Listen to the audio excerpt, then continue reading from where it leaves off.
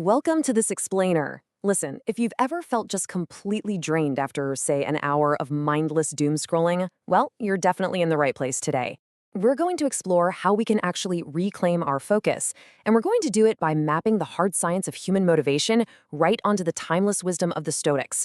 We'll connect all these fascinating insights to some highly practical modern habits to help you finally find internal validation in what is, let's face it, an incredibly noisy world. It's really the great paradox of my time, isn't it? Why does being constantly connected somehow leave us feeling so isolated? I mean, that pervasive anxiety and that FOMO you feel, they aren't personal failings, not at all. They're actually perfectly normal biological responses to what is a highly unnatural digital environment. So, here is our roadmap for today. We're going to cover the social comparison trap, dive into the science of motivation, check out the ancient Stoic antidote, and finish up by practicing digital minimalism. Let's kick things off with Section 1, the social comparison trap. When you look at the research, like the data from the JED Foundation, the real-world impacts of social comparison are honestly pretty staggering. We're talking about significantly increased risks of depression, a deeply battered sense of body image, and, of course, that constant fear of missing out. It makes you realize that when we spend hours on platforms literally engineered from the ground up to harvest our attention, well, it structurally forces us into this trap. We end up constantly comparing our messy, everyday behind the scenes with everyone else's perfectly curated highlight reel. And that brings us to the core conflict. Think about it. On one side, you have your curated online identity, heavily filtered, highly edited. But on the other side, you have your very real biological need for belonging.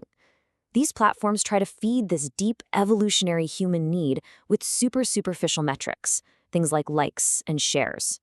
And it just leaves us running on this exhausting algorithmic treadmill that, let's be honest, never actually satisfies us.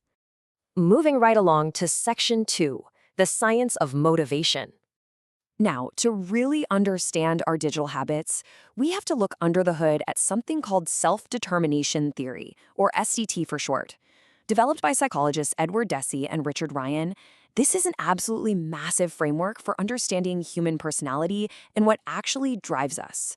Basically, SDT reveals that true, lasting motivation relies entirely on fulfilling our internal psychological needs. It does not come from chasing external rewards. Things like a notification badge, maintaining a daily streak, or hitting a like button.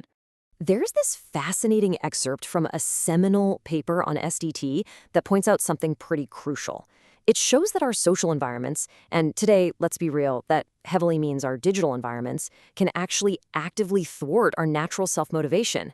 Basically, if our context relies heavily on external validation, it simply crushes our spirit.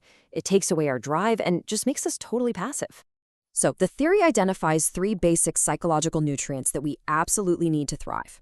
Number 1 is autonomy. That's the feeling that your actions are self-directed, that you're in the driver's seat. Number 2 is competence, the feeling of being effective and actually mastering a skill. And number 3 is relatedness. That's our deep need for meaningful, authentic social connection. So what happens when social media frustrates these 3 basic needs? By dictating our attention, making us feel inadequate, and only offering really shallow connections. Well, we experienced sharply diminished motivation and, frankly, very real psychological distress. When we contrast these 2 types of motivation, the danger of the attention economy becomes super clear. See, social media essentially trains us to run on extrinsic motivation. That means acting for a reward or to avoid a punishment, like frantically seeking clicks or views. But what we actually crave on a human level is intrinsic motivation. That's doing something just because it's inherently meaningful to us. Things like engaging in deep work or simply finding inner peace. The attention economy literally strips away our autonomy and replaces it with this manufactured, heavy sense of pressure and social guilt. All right, let's pivot to Section 3, the ancient Stoic antidote. No thief can steal your will. Man, that is a heavy-hitting quote, isn't it? It's from the Stoic philosopher Epictetus, and it perfectly grounds this entire philosophy. Stoicism is here to remind us that true endurance, strength, and virtue, they all come from looking inward. Your peace of mind should be completely independent of external circumstances. And that is true whether we're talking about losing a prestigious job in ancient Rome or, getting absolutely 0 likes on a post today. Now here is the real aha moment. It is absolutely fascinating to realize that the Stoic concept of virtue, which basically means acting rationally and being self-sufficient, is actually the exact ancient blueprint for self-determination theory's need for autonomy. The Stoics figured out thousands of years ago that outsourcing your validation just leads to suffering. But if your reward is simply the act of doing the right thing, if you tap into that intrinsic motivation, you become practically untouchable.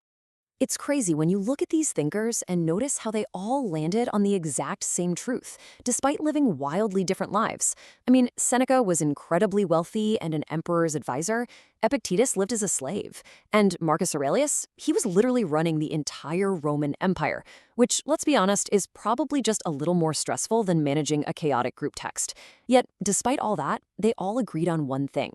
The common crowd's approval is completely meaningless. The only thing that truly matters is the rational directing mind inside you. And that brings us to our final section, Section 4, Practicing Digital Minimalism. So, as defined by author Cal Newport, digital minimalism isn't about, throwing your smartphone into the ocean and living in a cave. Not at all. It's actually an incredibly useful philosophy where you focus your online time on a very small number of carefully selected, optimal activities. Activities that strongly support the things you deeply value. And the key here? You intentionally miss out on everything else. It's a really powerful way to resist the attention economy and prioritize technological efficiency that actually serves you. To actually achieve this, Newport recommends something called the 30-day digital declutter. It goes like this. Step 1, you define your optional technologies and take a strict 30-day break from them. Step 2, you use this detox period to actively explore meaningful, high-quality offline activities. Read some books, learn a new skill, actually go see your friends in person. Then, step 3, after those 30 days are up, you selectively add tech back into your life. But you start from a clean slate, and you only let it back in if it serves a deep intrinsic value. Honestly, it's a highly effective procedural reset to finally break that exhausting cycle of external regulation. Of course, once you've done that reset, you need some ongoing habits to protect your newfound autonomy. Try scheduling long, solitary walks, and yeah, that means without your headphones. Maybe leave your phone at home occasionally just to realize that, hey, the world actually isn't going to end. Try writing letters to yourself to process your thoughts, and always prioritize real-world, structured conversations over just clicking around online. Actually, here's a really striking concept. Adopting these habits cures what modern psychologists are now calling solitude deprivation. That's this crazy modern state where constant digital input means we are literally cut off from even hearing our own thoughts. So, when you bring it all together, when you combine the psychological fulfillment of self-determination theory, the fierce inward focus of Stoicism, and the very practical application of digital minimalism, you achieve a pretty incredible mindset. It reminds me of the ancient philosopher Stilbo.